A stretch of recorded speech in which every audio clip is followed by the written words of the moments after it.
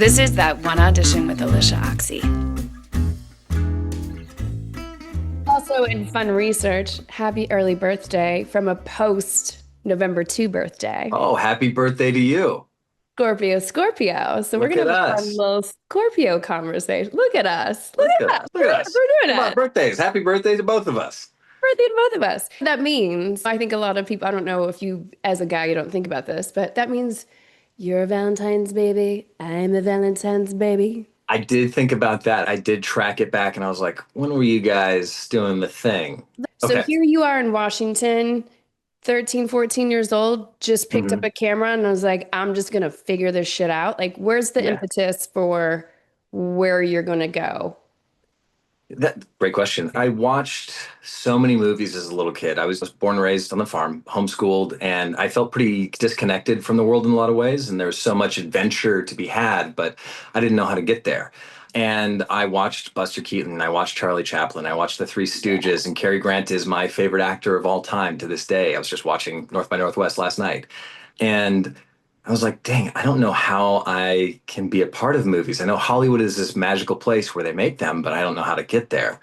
And then I saw Star Wars when I was like, I want to say 8. A New Hope was the first time I saw it, and it rocked my world in so many ways. And I Then you got watched, a camera? Because I know in Washington, it's not like you can go knock on somebody's door and be like, hi, I'd like to act. Do yeah, you have a camera and do you have things? How do we do this? I stole my parents' VHS camera that still needed to be powered by extension cords because it was so old. And we'd throw in the VHS, you'd click record, and you'd shoot your little sequence that you came up with, you and your buddies. And then to edit, you push rewind and then start recording again, hopefully on the right frame. You couldn't really be sure.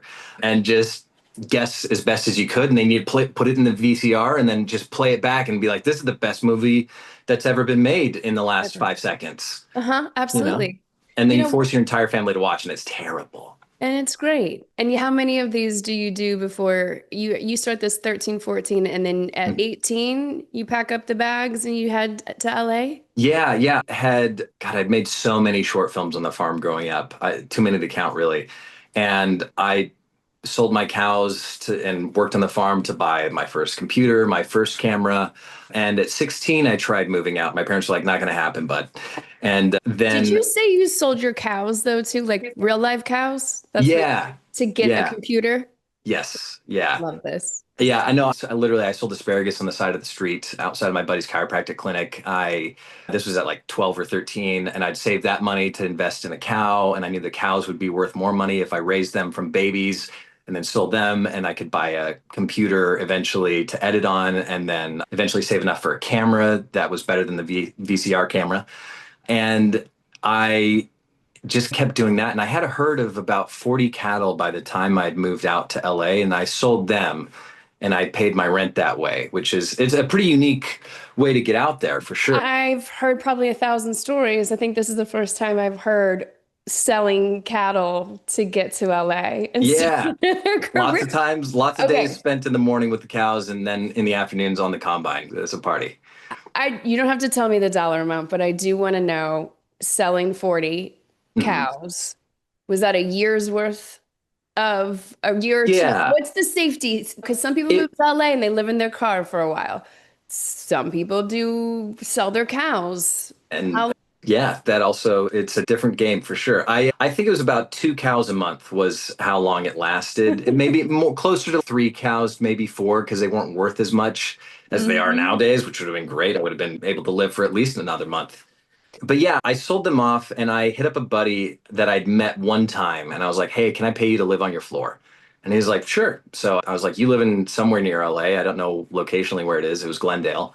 And I lived there and then found somebody else that was renting out their garage and I lived there. And then I was starting to get a little like tight on cash where I was paying for acting classes and headshots and all this stuff and food. And then I was like, I could just as easily keep paying rent, but I need to get a part-time job and pay for class.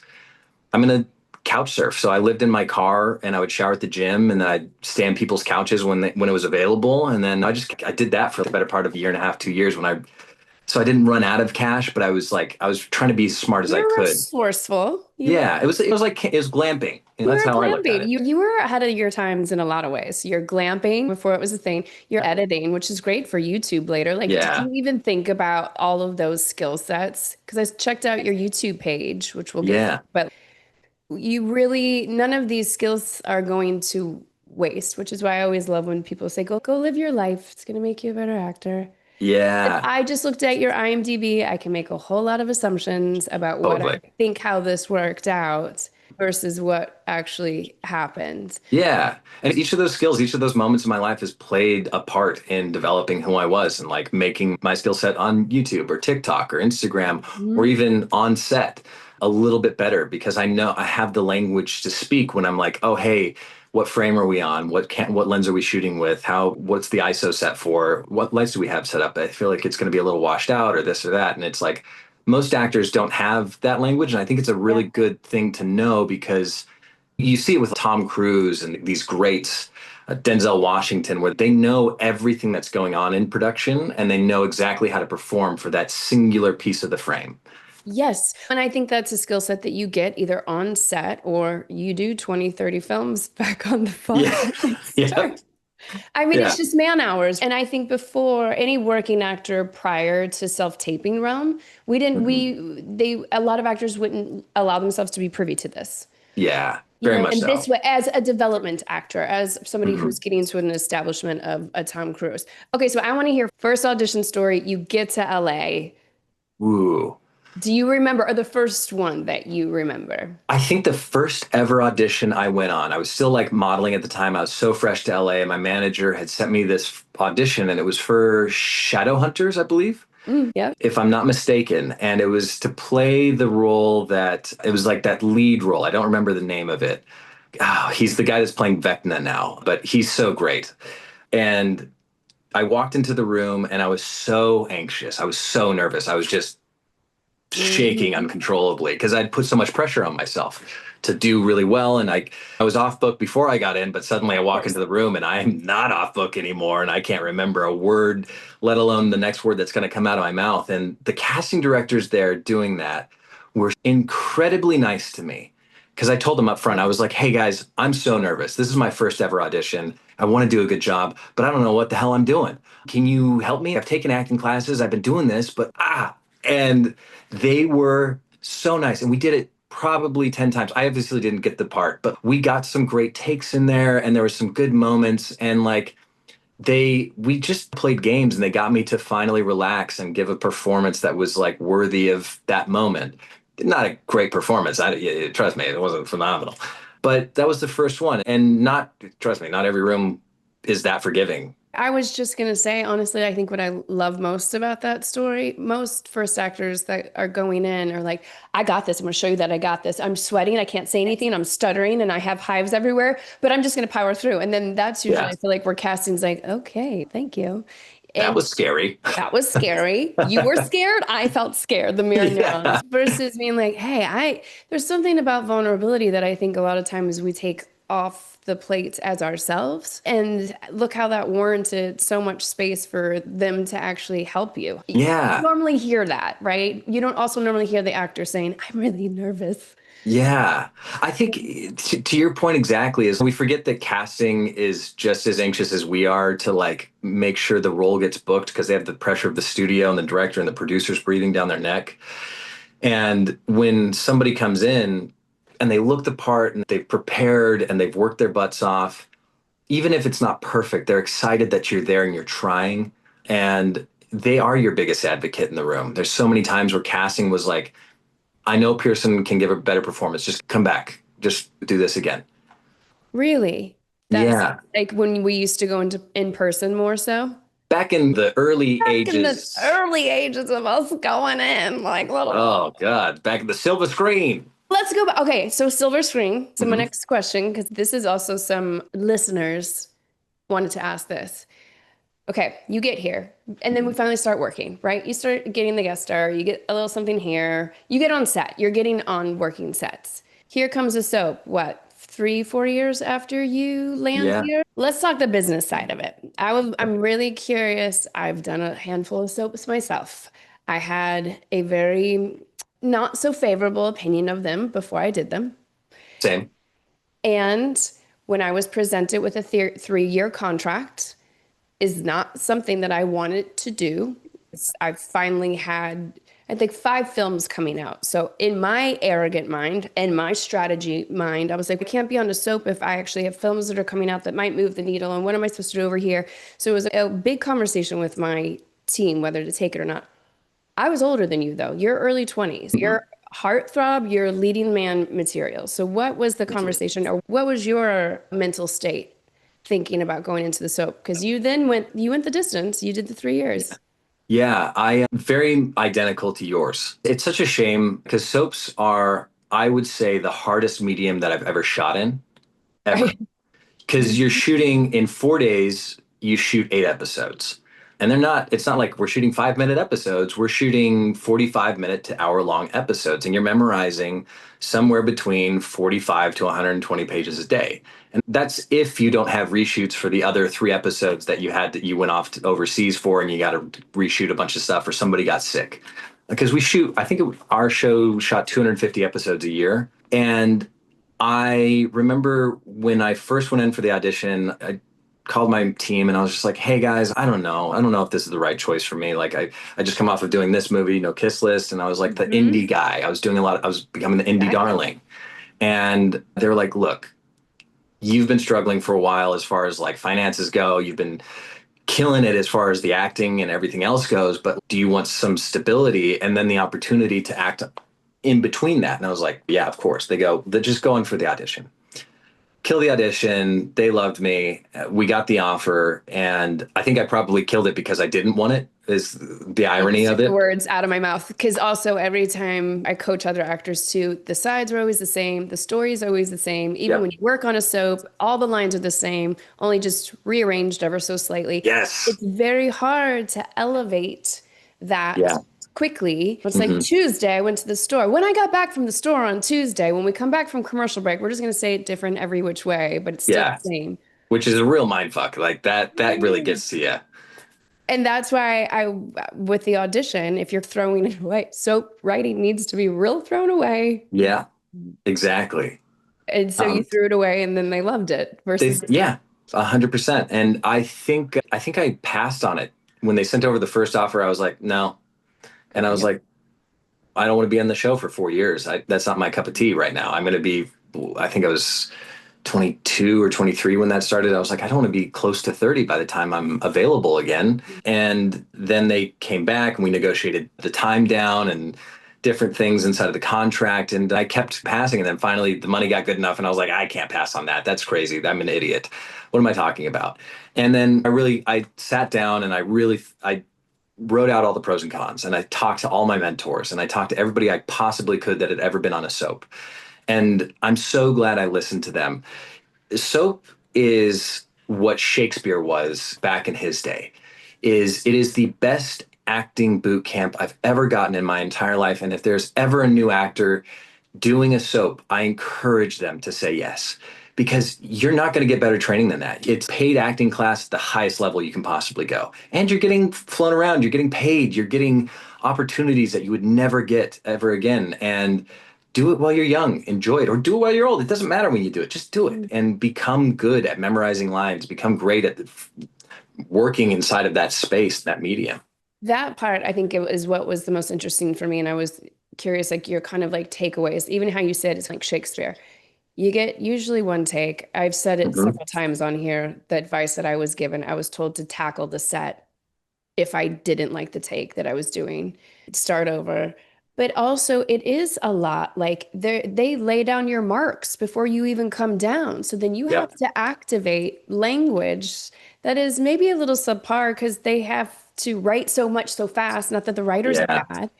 And now I have to activate why I'm moving over there to say this line that honestly makes no sense, but the camera's there. Yeah. So it Yep. really is a different type of training than you're going to even get at a conservatory. So Completely.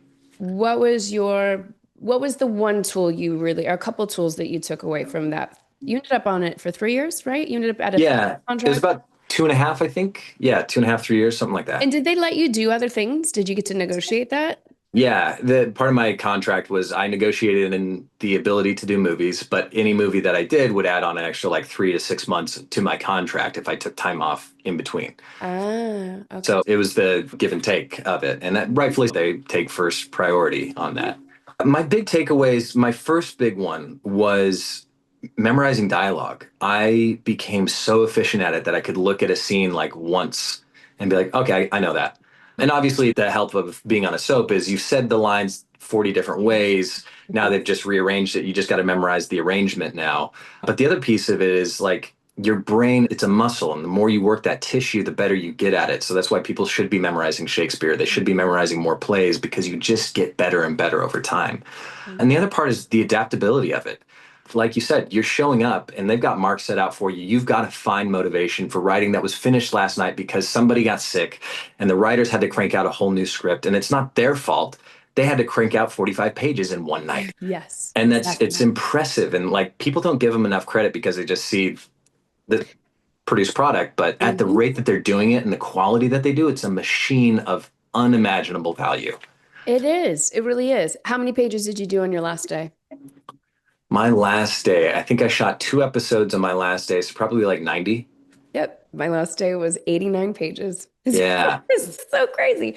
Isn't that Okay. nuts? It's nuts. It's nuts. It's What nuts. soap were you on? What was I your main did one? days, general Okay. hospital. Yeah.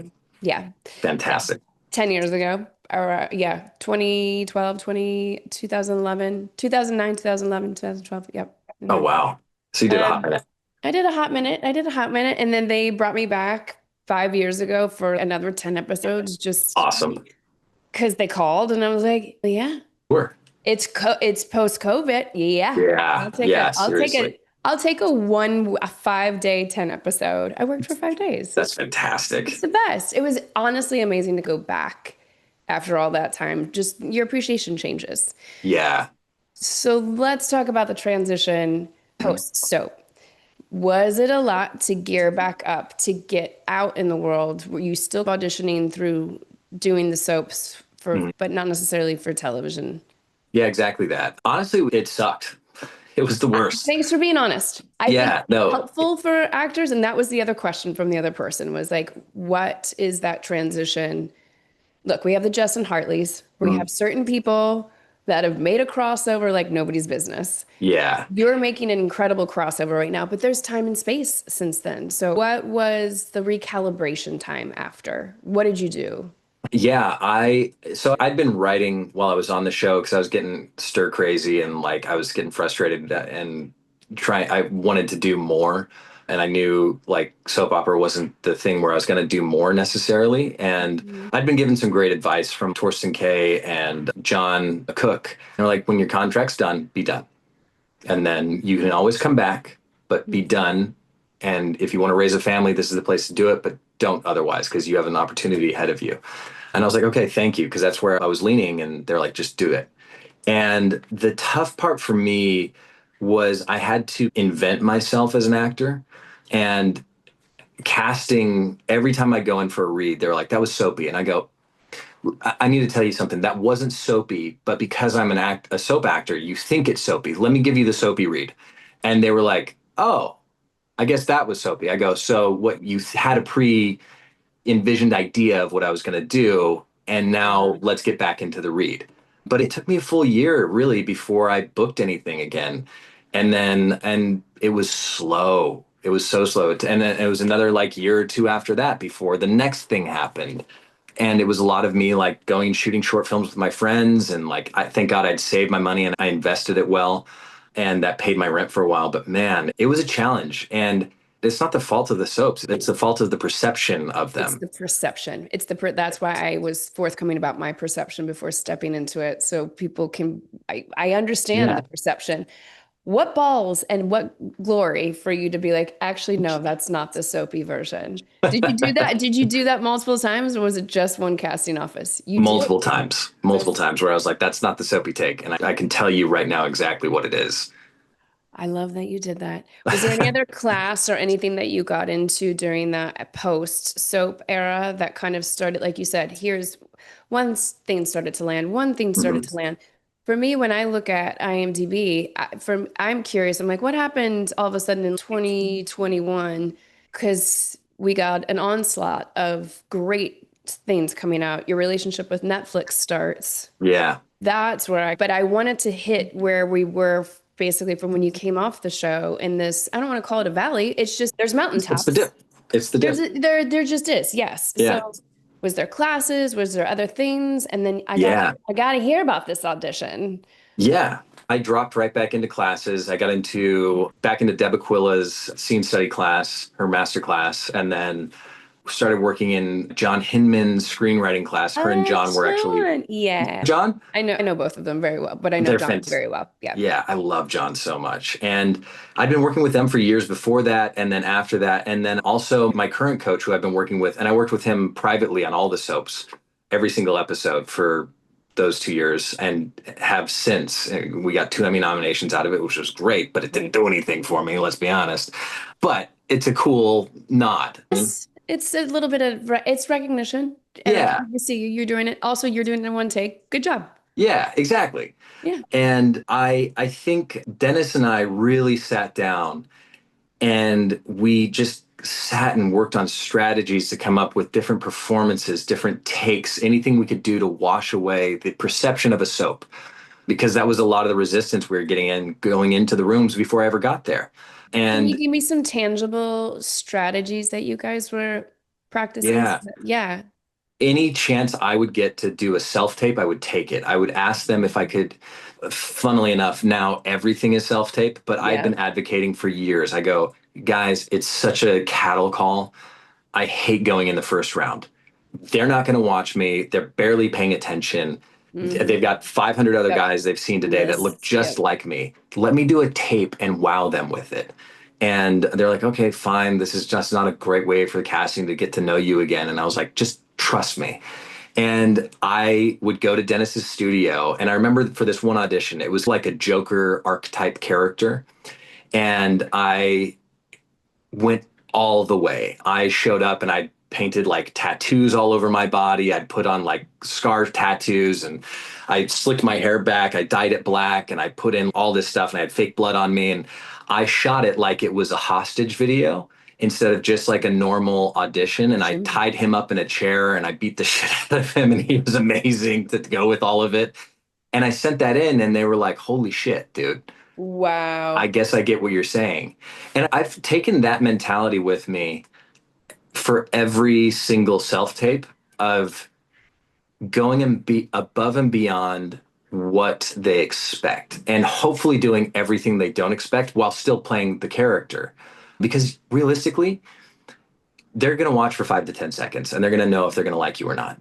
And if Yep. they're not going to like you, hopefully you just make an impact so they bring you back for something else. And that's all that matters. That's the real win. That is 100% the real one. Is this also the time that you're starting your YouTube channel? Did you start that 5, 6 years ago? Yeah, exactly that time. Man from Toronto that was that year specifically, 2019. I was like back and I was testing for multiple network shows and I was testing for movies. And I think I was at the same time I was testing for Man from Toronto. Man from Toronto was crazy. It was only one I want to audition. hear this. I want to hear this whole audition because I saw your YouTube channel talking about some of it, and I was like, because I thought that was the change, the big Yes, in your career. So I wanted to know this story. One very much audition, so. self-taped in the room. In the room, fortunately. Yeah, it was Betty May casting, Mary Vernew, and her team. And I just wrapped up either a chemistry read or a network test over, I think at like NBC or CBS somewhere. And I was driving over to their offices and I had on this 3-piece maroon suit to play the man from Miami. And I had made my choices. Dennis and I worked on it. I got hyped up in the car. I was reading my lines back and forth. And then I walked into the room and I think it was their last audition of the day. And I walked in and the girls were great. They're so fun over there. They're so nice They're and the like best. Yeah. really welcoming. And I think that's important too, is you want to make good choices and strong ones. It's better if you're comfortable. And I walked in and I was just like, look, guys, I don't know. I'm sure they've got offers out to Glenn Powell and Miles Teller and everybody else, but I'm going to do my take on this thing until we get it right. And they were like, great. That's exactly what we want. And you look the part. And I was like, even better. And we did the first take, and I was like, oh, that was great. And they were like, that was awesome. That was a really strong take. Great. Anything, we got it. And I go, no, I don't think we got it. I think I can do better. And so I was like, hey, can you, like, they had the camera in their hand. I was like, follow me in. I'm going to do a few different things. And we did it like two more times. And the third one, I was like, that's the one. You And said follow me in because Mary Venue's office is great, so you can move around. Did you literally go outside the audition room? And I also love that they hold the camera there because they really yes. do. It's very cinematic. It's cinematic. Oh, yeah. They follow you. What was the take? Did you feel like you got it? What'd you do? I came in with the audacity of being a cocky assassin. And I threw open the door, slammed it, took my moments, enjoyed the breaths in between, and wasn't stressed any longer about the performance. I was like, I have the words, I have the performance. Now I get to play. And I just played inside of that moment. And that ended up being exactly what I did in the movie Yeah. as well. That's what I And was trying to figure out if that's what landed. Yep. yeah, exactly that. And it didn't really just end there. What's weird is I kept calling back my manager, my agents, and I was like, hey, so when are we doing the callback? And they're like, oh, it went to producers. I go, just the one thing we shot, I can do better. And they're like, no, it went to producers. You're good. And then all of a sudden I hear it's going to Sony. And I'm like, so what's going on? When do I chem read with Kevin Hart and these guys? And it was Jason Statham at the time that was attached. And then they're like, no, you don't need to. And I called around, I called some producer buddies of mine, and I was like, hey, if you get a chance, if you know any of these guys, just tell them that I'm good to work with if you feel comfortable. And I was like, I know you can't sway it, but if it's down to me and somebody else, just let them know that I'm easy. And my buddy Tom DeSanto had called Tom Rothman and was like, hey, I know you're making a choice on Pierson right now. And he was having dinner with him. And he's like, I want you to know, I think Pierson is a phenomenal actor. If I could have picked him as like a Cyclops or Wolverine back in the day, I would have. And I think you've got a great opportunity to have a movie star on your hands. And that was the biggest compliment because Tom's been a good friend and a mentor to me for such a long time. And while How that did Tom become a mentor? No, go ahead. Go ahead. What you were going to say. Well, that what? Oh, that isn't the thing that books you the job, but it certainly helps studio execs and everybody else. So if you have friends that know people, I encourage other actors to be like, hey, ask for the favor. This is why you make Always. friendships. Always ask for it. And I think you ask when you're down to the wire. I don't have the Yes, ask as the first audition. When I hear it's never. going forward, you know that the four or five, six people that they've moved forward, they're all good actors. Any of Yes. them could do it. So it's not about talent anymore. It really is Yep. favoritism. Yes. And I think that creating a lot of planting seeds and nurturing networking moments allows you to have these seeds that are Yeah. planted. So how does Tom become a mentor? You've talked about a couple of mentors, and I know everybody listening is gonna be like, hold on, how did I Yeah. get one? No, so randomly, I met this guy at jazz night at the W. And I was new. I was still modeling a little bit of acting at the time. And he was like, hey, I'm having dinner with a buddy of mine and Jim Sheridan at the Chateau. And I was like, sweet. He's like, do you want to come? I go, yeah, of course, absolutely. This was the following week. So I meet up with all of them and Tom's there and Oscar winner Jim Sheridan's there as well. And I meet Tom and he and I hit it off and I was like, dude, you make Transformers and X-Men. You don't understand the impact you've had on me. My entire childhood is built up around all of these characters. Like Marvel is my dream. And so we connected and I was like, dude, can I give you my number? Is that okay? He's like, yeah, buddy. Yeah, of course. And he and I just bonded over being nerds. And you got to take the risk of, I don't know if you're going to like me or not, but at the very least, I'm going to give you my number and hopefully we connect on some level at some point. And he, to this day, calls me like once a week and we chat about everything. And we've had some of my best memories have been shared with Tom. He's become like the best big brother slash mentor slash father figure in LA for me in so many different ways. And like everything from navigating relationships, girlfriends, and life, and all sorts of stuff. I'll go to him and just have big brother mentor conversation. And yeah, I just developed that over a period of the last 13 years. And that was the first favor I really asked of him ever. You just took the question right out of because I do think you got to hold when you got to hold on some of the favors to Yes. pull it at the right time. So Yeah. do you think that's what ultimately landed you the job? Was Tom giving that nod? I think Tom, to his credit, was like, hey, it's not going to give you the part, but it will help them make their final decision. And to Tom Rothman's credit, to Jason Blumenthal's credit, to Patrick Hughes' credit, they were like, dude, we saw your audition. We knew you were the guy. And Tom calling or not calling wasn't going to be the deciding factor, but it certainly helped. And I was just honored and flabbergasted that it all worked out the way that it did. But yeah, it is helpful. It planted, I want, is that where your Netflix relationship starts? Because then it's, what's the next one that we just had that had so many, everybody in the world watched it? The Wrong The Wrong Paris. Paris. And then you did The Last Mrs. Parrish. That, so Still it's, shooting that. you're still shooting that. There's a Yeah. couple others that I Yeah. think were also Netflix. So so this kind of starts there, or do you think that this is just kind of circumstance that all these Netflix, because I This, can't turn on Netflix without seeing you right now. It's every app space. thank God, I love Netflix too. No, this was Sony. It was Sony at the time. It was. And because of the pandemic, we didn't have theaters to release in by the time it was done. And so we sold it to Netflix. So it became a Netflix original via Sony. And unfortunately for me, it did really phenomenally well, but it didn't do good enough for me to like really develop a relationship there. And it didn't do me any favors. I essentially went back to like indie film and like guest stars on random TV shows. And to be honest, I had never been more broke or more in debt in my life than before I had started working with Netflix again as of was 2024 last year. Hmm? Yeah, I think the beginning of 2024 was when everything shifted again. So I was like, I between us, this is the first time I'm sharing it because now I feel comfortable doing it. But yeah, I was broke. I went from doing the biggest movie of my life, it was the $90 million Sony project, to doing random things here and there. And I spent so much money developing my YouTube channel and that was growing. And then we just all got burnt out and we're like, I was just like, this isn't helping me right now. And I packed everything into a storage unit and I moved back up to the farm. And Did? yeah, during the strike, because I saw this, I saw the writing on the wall, and I called Blumenthal over at Sony, an escape artist, and I was like, "What's going on?" He's like, "Dude, it's not good." He goes, "This is going to drag out for a long time. I'm stuck, and we're stuck in this shithole right now." And I was like, "Okay, that's what I needed to hear."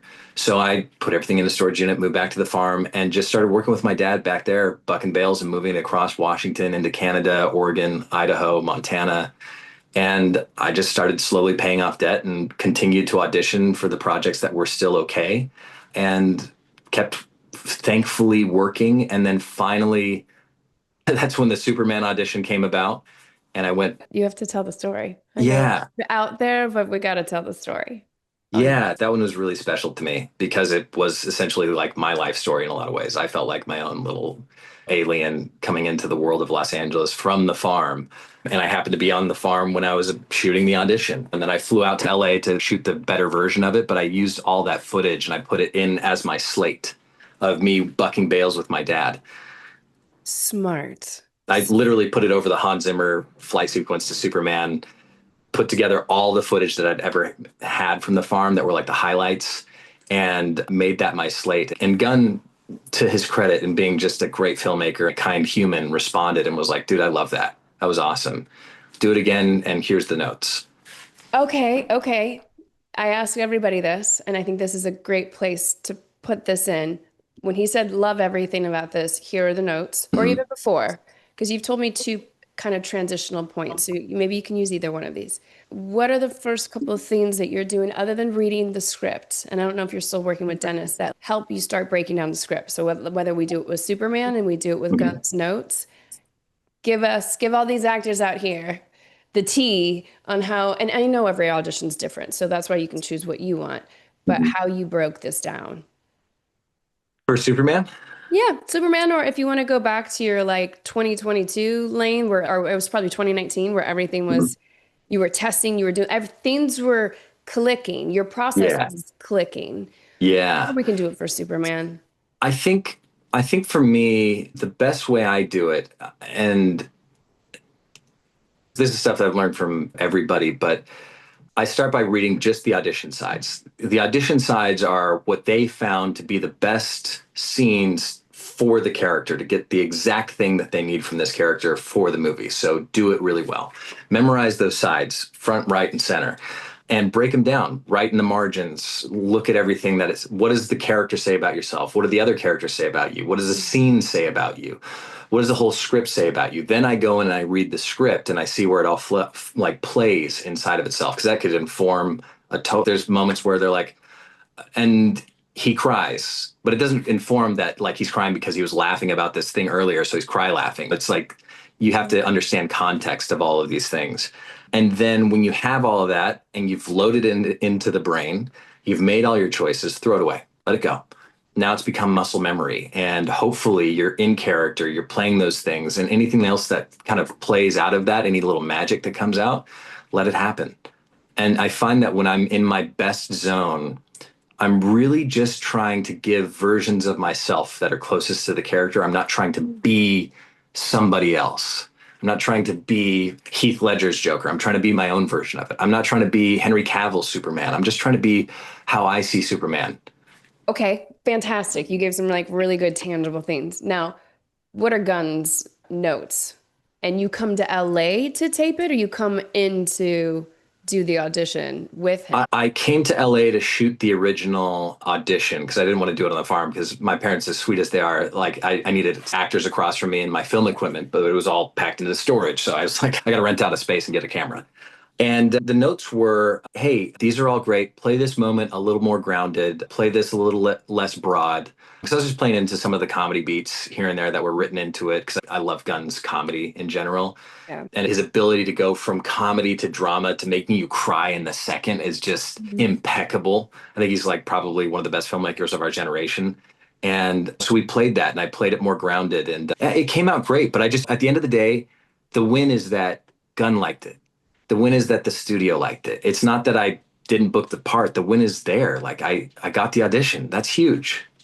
Not only did you get the audition, you got approval. At the end, I Yeah. always say it's selection, not rejection. So they Yes. selected something else. It doesn't have anything to do with those that were not selected Yeah. in the final selection pile. Yeah, exactly. And Corn Sweat was so good in the movie. He was so phenomenal. I'm so happy that he did it too. It's like, great. There's 1,000 other characters inside of DC that I could play. And Yes, you just got close. You scratched it. I call it karma building. So who knows what the actual role will be, and it'll all make sense. That's why this show is fun, because it all makes sense in retrospect. totally. While we're sitting and talking about it, or while you're mulling over this audition, it's the one Yeah. and only. It's the one and only, and you can't figure out how it's going to. Do you think getting as far as you did in that process with the studio, with Gunn and everything, that kind of opened up this next, like you said, chapter and iteration? Because 1,000%. 1,000%. The TV and film landscape, it's constantly changing, but traditional actor training has largely remained the same. It's focused on a theater model whose main goal is to help you stretch the expression of your instrument. That's why you can have years of training, From scene study classes to audition classes. to even an MFA, and still not be able to book a 2-line co-star. That's why we created the Bridge for Actors. A collection of tech, craft, and business online courses to teach you the skills that you need to go from a student of acting To a working actor.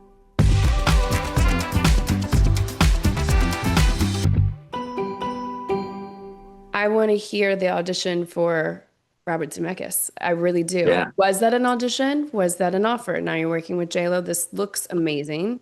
Yeah. It had come off the back of, I just finished The Wrong Paris, and I was shooting Merry Little Xmas. We finished that. We were in post on that. And I developed a really close relationship with the execs at Netflix. And After that one, that's after, okay. exactly. And A Merry Little Xmas. I'm excited for that. thank you. It came off the tail end of that, and they were in post on it. And I was talking to them. I was like, hey, is there anything that's coming up? How are you guys? What's going on? What's next? There wasn't like, they're like, oh, we're just working on a bunch of stuff, but we'll let you know. There's going to be something we're looking out for you right now. And again, like, this isn't to toot my own horn, but this is like a good motto for other actors to have is, hey, show up, know your lines, say them, hit your marks, be early, be kind. That's as simple as it is being on set. The bigger ego you have, the more of an amateur you look. And I think that's one of the reasons I've been so blessed to have such a great relationship with Netflix is I have fun. Like you get a lot of perspective when you get hit on the head a couple of times and you fall to the bottom fairly often. And I'm grateful every time I'm on set, and I'm so happy to be there. And there's never a moment that I complain. And if I catch myself complaining, I'm going to go work it out in the gym and kick my ass. But I hadn't heard anything from Netflix for a couple months. So we shot Merry Xmas early spring of this year. And then I was shooting another project that I can't talk about, but we've been shooting it for 2 years now. And it's pretty fun. When the announcement's made, it'll be cool. It's a dream role for me. And when I was shooting that, we were shooting that at that time. And I get this audition and they were like, hey, can you shoot this over the weekend? And I was so busy. I'm playing 2 different characters in this project, acting across from myself. We're doing split screen stuff, and it's super complicated and technical. So it's kind of like a soap again, where I'm memorizing 100 pages of dialogue with myself. And they get the audition, and I was like, oh yeah, I'll get to it. Monday comes around, I completely forgot because I was memorizing the other lines. They call me and they're like, shoot the audition tonight. It's Robert Zemeckis. And I was like, why didn't anybody tell me it was Robert Zemeckis? I'm such an idiot. I'm shooting it right now. Yes. So I shoot it, I send it off. The next day, they call me, Tuesday, I send it off at lunch. At 8 p.m. that night, I get a call. I'm laying in my bed after memorizing lines again. And they call me. They're like, you're meeting with Robert Zemeckis on a Zoom call tomorrow at 10 a.m. I'm like, awesome. I'm shooting tomorrow at 10 a.m. How are we going to make this work? And they're like, we'll figure it out. So we make it all work at 10 a.m. I called my friend who was reading with me, Madeline, and I was like, hey, is there any way you can get off work? And she's, let me try. Because she shot the first audition with me the day before.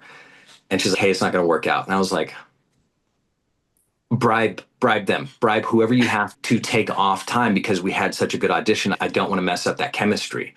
And I was like, start at $50, work it your way up to $150. I'll pay whatever it needs to do to get you off of your shift, and I'll pay you, and let's make this happen. She's okay. So she finally gets back to me at midnight. She goes, I got it off. Somebody's going to cover. She comes in, we read the thing, and at 10 a.m. we hop on with Bob, and it's so crazy that I'm calling him Bob now. And they introduced me. They're like, hey, Pierson, great to see you. We loved your audition. You crushed it. And we want to introduce you to our director, Robert Zemeckis. And he's, hey, it's me, Bob. How's it going? It's great to see you. Yeah, listen, man, I love what you did. It was phenomenal. Do you have any questions for me? And I was like, yeah, Bob, the questions aren't pertaining to the character so much. I was like, first of all, did you like what I did? And he's like, yeah, it was great. It's great. I'll just keep doing exactly that. It's going to be easy. I go, great. Then my other question is, why the script? I'm such a big fan of yours, and I need to get that out there in the open because I don't know if I'll see you again or not. And I was like, why the script? He goes, that's a really good question. There's some twists in the script that we created that I didn't know if I'd done before, and I want to see if I could pull it off as a filmmaker. And it's a really exciting challenge for me. And I was like, that's cool. I love that. And so we did the read, and it was great. And he was like, do it again. That was awesome. No, it's just do it again, but have fun if you want to do anything else. And I was like, great. We did it one more time. Okay. Did you do something else? Because also I think a lot of actors get to that place, especially when they're like, do it again. They're like, and they just seek to repeat.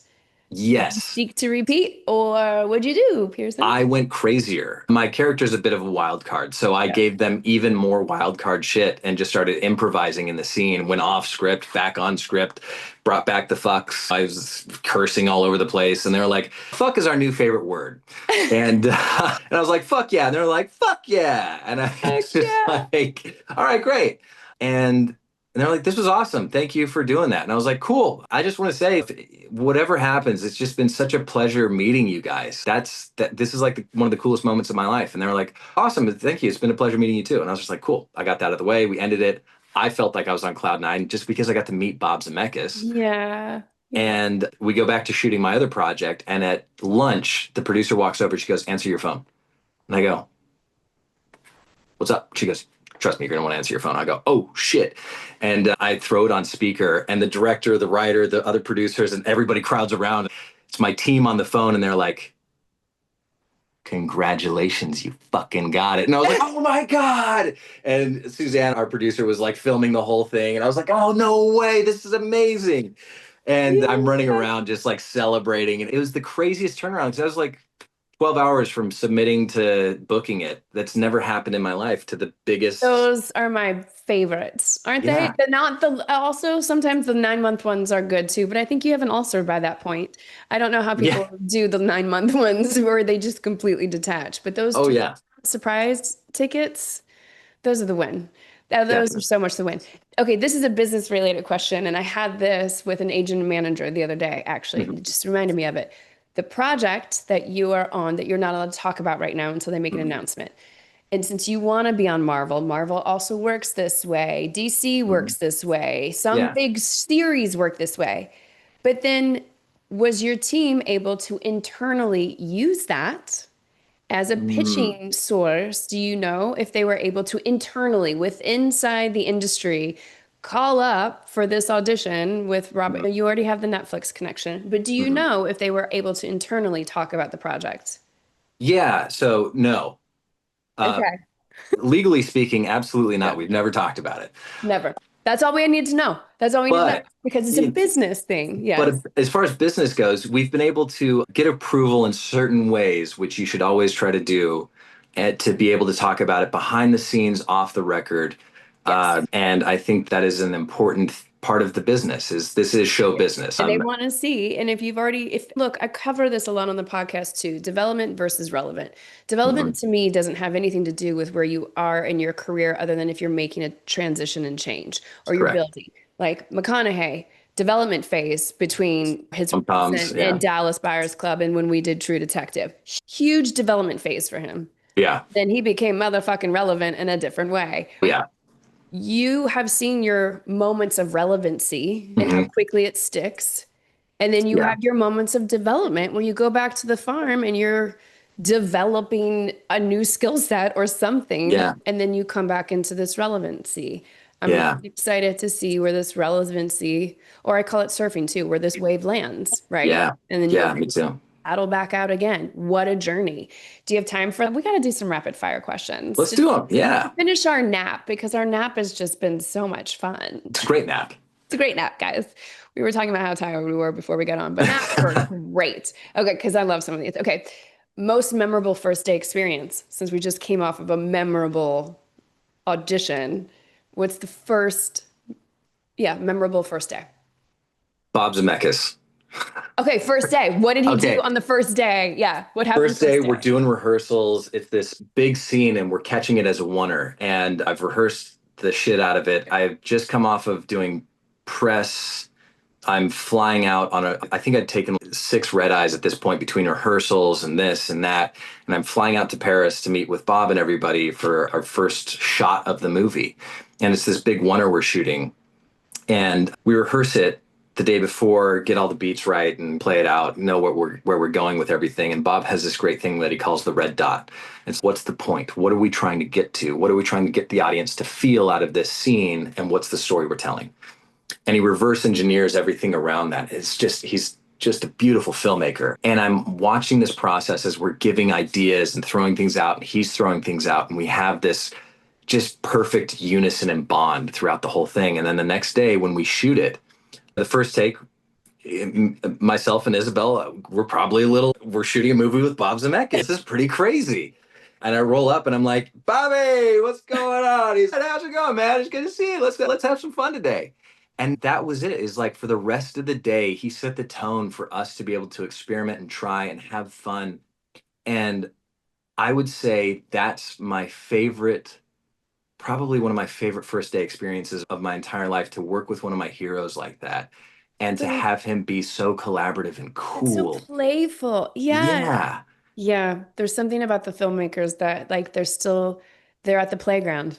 They Yes. want to know if you want to come play with them. And they've developed some dope ass playgrounds for you to come Come on. Yeah. It's Bob Zemeckis. Bobby Zemeckis, man? He's the best. Bobby. It doesn't get any better than that. It really doesn't. I feel like you might be good for this. Do you have audition superstitions or audition song music that you always do? Or do you create by character? Create by character. You create by character. Yeah, per audition, some screamo, some is classical music, some is whatever I can do to get out of my head. Sometimes I'll ride my motorcycle into the audition if I'm stressing about it, Mhm. because you can only focus on the road and not dying. Uh, Exactly. You can only think of one thing. One thing yeah. only. But no, I don't have any special underwear I wear. I try to stay away from superstition as often as possible. Me too. I think the Okay. hard work is your luck. Agreed. Agreed. How do you celebrate? I will go take myself to sushi and watch a movie. How do you recover? How did you? I know that Superman, you're like, it was still the high of everything. Yeah. But was there any recovery point of Yeah, of how course. do you recover? You feel the sadness of not booking certain roles. You let it happen. Let yourself feel it. It's okay to be sad, to cry, to do whatever you need to get it out. Accept it and then be done, because there's always another job and there's always a different route. And no two actors or two entertainers' routes have ever looked the same. Ever, this whole podcast. Yeah. I'll tell you that right there. Yeah. Okay. Because your career has felt so shiny, and yes, there has been some lulls, but you talk about your work ethic and pretty much nailing every audition. Have you ever had a bad audition? So many. Oh my God, so many. Where Is do I there begin? a worst audition that you've categorized away? We always learn the best from our mistakes. Yeah. Listen, there's auditions that my favorite one that, like, I've never gone into an audition and didn't prep it or didn't work on it or anything like that. But one of my favorite ones that I think is arguably the funniest is I was struggling with insomnia and my doctor said, try smoking weed. And I was like, okay. And this is when it was legalized in California. And I was like, sure, I'll give it a shot. I had taken, I think it was like an edible or something, maybe a little bit too late or early. I don't remember the exact timing. I was like, oh, I feel pretty relaxed. I wonder if this would be good to use in an audition. And I tried it before an audition. And what a menace I had become to myself. It hit, and then the paranoia hit. And by the way, I can't smoke weed. I can't do edibles. I get so paranoid and anxious. It's not for me. By no Were you in means. the corner of the audition room? Oh just panicking? my God. I drove onto set, and mind you, I had such a little bit, but I reacted so poorly to it. And like, I don't drink. Like, I occasionally will have a whiskey with some friends, but this is just not my thing. I went in and all of a sudden it started to hit me, the panic and paranoia. And I walk into the room and I like walked into the bathroom and I was like, oh shit, I think my eyes are red. I think they can tell I'm high. I don't know what's going on. Nobody can tell you're high unless you're really high. And I do the audition and they're like, hey, that was great. Do you want to try anything else? And I was like, I don't know, man. Yeah, it's just so crazy. Is it dry in here? It feels really dry. Like my eyes feel like a little red because it's so dry in here. Is it dry in here, guys? And they were like, are you okay? And I was like, oh no, sorry. It must be allergies because I'm not totally fine. I just have yeah, it's dry, isn't it? Is it dry? It's not dry. And I could just tell, I could just read the room and they were like, this guy's wrong for I didn't get a call back. Nothing ever happened with that role. But man, I've had so many you went right back to insomnia. It was great. Yep. And then I panicked for the rest of the night and I called my manager and agents and I was like, dude, please get feedback on that and just see if they say anything weird. And thankfully, nobody said anything like, hey, this guy came in and he was high as a kite and his eyes were bloodshot. But in my head, I looked like Scooby-Doo trying to solve a crime that didn't exist. It looked like an insane person. I've had casting directors on here and I'm like, I want to hear, what is the worst thing you've seen? Like or why wouldn't you call somebody in? Some of these stories, they really don't, there's so many of us coming through unless you're doing something so insane. Your journey and also a lot of your inner workings and starting to make films when you were little and stuff, you need to go listen to Jason Momoa's interview that I did. You and Jason have some similarities, a lot. Oh, really? Yes, even down to this last story. Just for fun. Oh, I'd love to do that. Yeah, oh, please, I can't wait. Okay, last fun question. What's the one thing you've done that you wish more people would have seen? You've got a nice body of work that's starting, or it could be something that's getting ready to come out, but something that not a lot of people have seen that we can put some eyes on. Yeah, there's two movies, actually. There's this one that I did called Dope Queens that I think we're going to the Palm Springs Film Festival this month at some point. And That was a really cool role. It was about three friends that are flipping tricks in the Tenderloin district of San Francisco. It's a true story, based on a true story, inspired by real events of the director's life when he went and became a prostitute and was flipping tricks for drugs, and he was totally addicted to everything, and made these two friends, these trans girls who were also his family at the time. And he condensed 9 months of space into a 48-hour window or a 24-hour window in this story. And it's this really great, beautiful tragedy of friendship and drugs and sex and sadness that can overwhelm you with addiction, and the story of your found family. And at the time, I think I was 215 pounds. I went from 215 pounds to 167 pounds in 30 days. And I just not eating. I'd work out twice a day for 2 hours a day and just kept dropping weight as quickly as I could because I asked him what he weighed and we're about the same height. And I was like, great, I'm going to get down to that. And it's a beautiful story. And I think that's one that I would like people to see because it's so different from anything I've ever done. And I think it'd be really cool for people to see that movie. It's a good story, and just to see people in a different light. And hopefully it brings some people together. It might trigger some other people. And I think that's kind of the point. And that went to Palm Springs. Is it out yet, or is it still waiting on its distribution? Do you guys have distribution? Still waiting on distribution at the moment, yeah. But I think with the success of all these other projects, we've been having some luck, hopefully being able to ride out my name coming up a little bit. Sometime it might be in a year or two. Who knows? Yeah. But they always do. They always do. Yeah. Space and place at the right time. Absolutely. This was such a joy. I hope that you had a nice nap.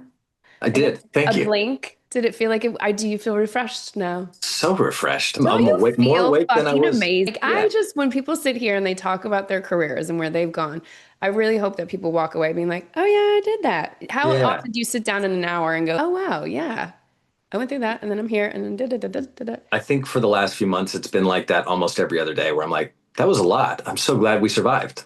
You did it. You're doing a lot this year. You got a lot rolling out. I'm excited. Yeah, it's very exciting. Like, it's a good time to be alive and to be working hard. Where can everybody find you? Follow along.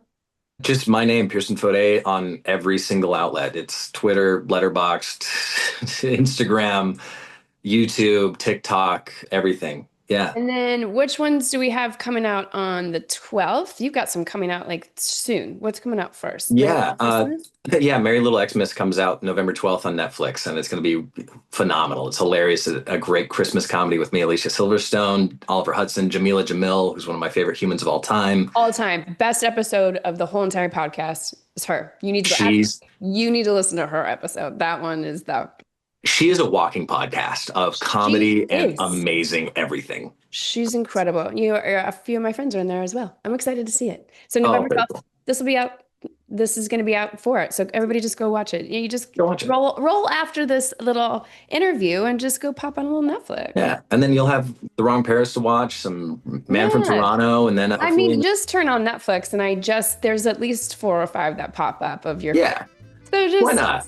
Pierson, Netflix, done. There we go. Thank you. This was so fun. Thanks for doing this. Thank you.